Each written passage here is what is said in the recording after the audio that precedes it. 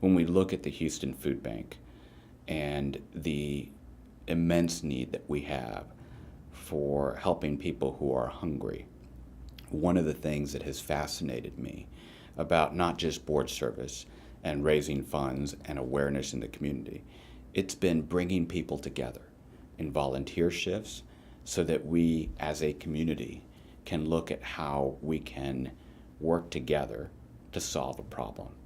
If we look at the Houston Parks Board, the excitement that I have is making certain that not one part of the city is forgotten.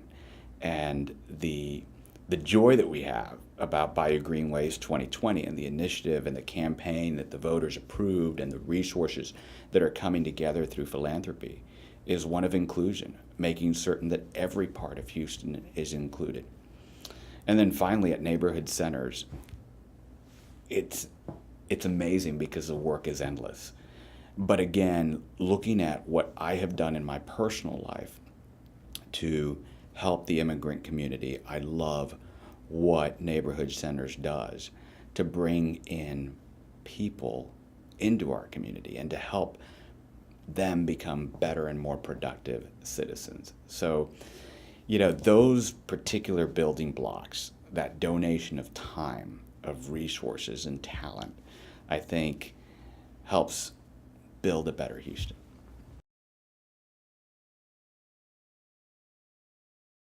My parents were the first in their generation to attend college, graduate, and go on to graduate school and graduate. And so for a Hispanic family, that was a little different than most at the time I was raised. They contributed beyond what sometimes we thought was normal to the betterment of our community.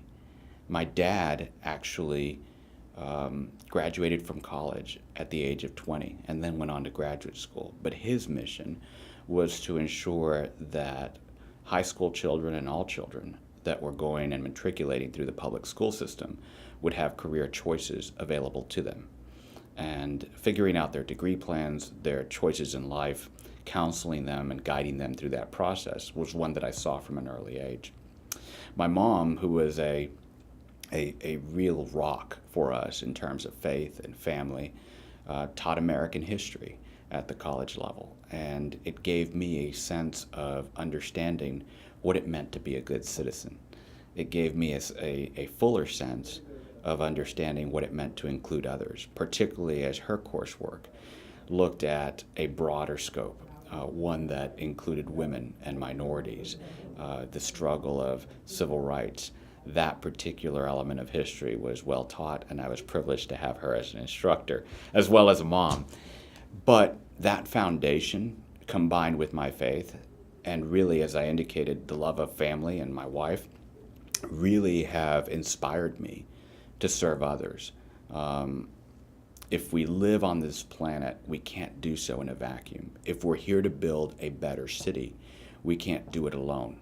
And so sharing those talents, sharing our resources and our time has been embedded in me, but it has also shown me that I can be a better person.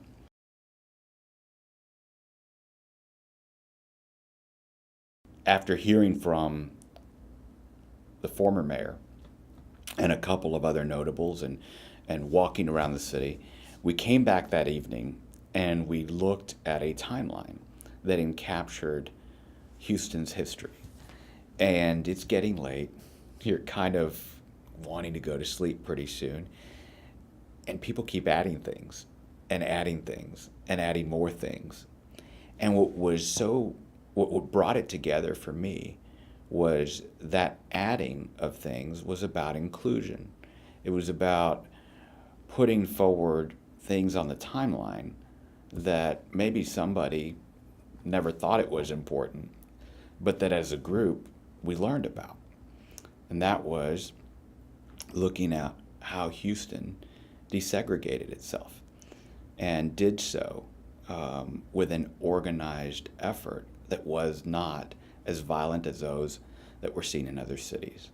And so for me, it was a shining moment to be able to listen and to be able to meet many other people. I think that as we continued to bond through that experience and we broke out into groups, I ended up choosing a learning journey that was really that, a learning journey, something I didn't have expertise in. And the group I sat with, it was actually a small group of us. Other groups became larger, but we looked at the challenges of transportation and infrastructure that this region would have between now and 2040. And what was fascinating about that was that each of us worked diligently with the different elements of transportation and took a lead upon that. Building those friendships is what sustained me through challenges that I faced later in life, not on transportation, but on organization, on leadership, on bringing people together.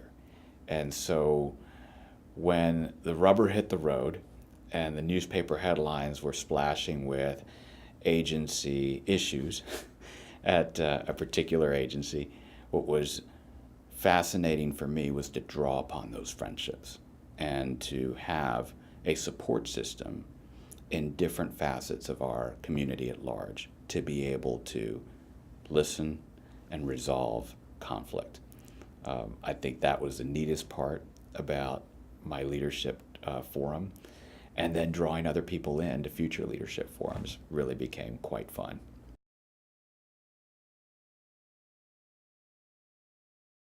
I grew up on the U.S.-Mexico border, and it was quite a different time then than it is now. It was really one community with a river in between it. Times are different, but with that education came an understanding that there were shared cultures and that there were differences, but quite frankly, there was an opportunity to build rather than destroy. The beauty of coming to Vincent and Elkins was that in that firm, I saw my values. I saw the good that could be done via the pro bono services that the firm was historic in doing decades back, whether it was ensuring that Rice University would admit non-white students, whether it was looking at organizing the Texas Medical Center in the Harris County Hospital District, or contributing time to the symphony and the libraries and looking at the legal challenges there. What I found most rewarding was the firm's commitment to helping the indigent.